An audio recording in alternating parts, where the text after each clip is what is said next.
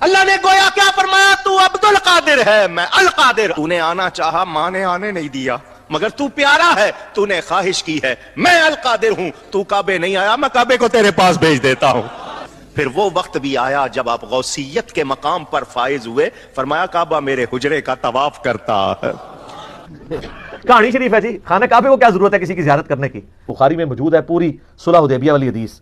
آپ پتہ نبی علیہ السلام کو مشرکین عرب نے مکہ جانے سے روک دیا، تو نبی علیہ السلام حدیبیہ کے موقع پر معاہدہ ہوا، صحابہ کرام اتنے غمگین تھے کہ نبی علیہ السلام نے 3 دفعہ فرمایا کہ احرام اتار کے اپنے قربانی کے جانور یہیں ذبح کرو اور احرام کھول دو، ہم اگلے سال معاہدے کے مطابق آئیں گے۔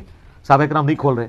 ام سلمہ کے پاس نبی علیہ السلام خیمے میں گئے اور کہا کہ میں نے ان کو کہہ رہا ہوں یہ میری بات ہی نہیں مان رہے۔ ام سلمہ نے کہا یا رسول اللہ چھوڑ دیں، آپ اپنا جانور قربان کریں، اپنا احرام کھول دیں گے، دیکھیں سارے کیسے کرتے ہیں۔ ہائے ہائے ہائے، اور ایسے ہی ہوا، حضور علیہ السلام نے کیا، ساروں نے پہلے ایک اٹھا دوسرا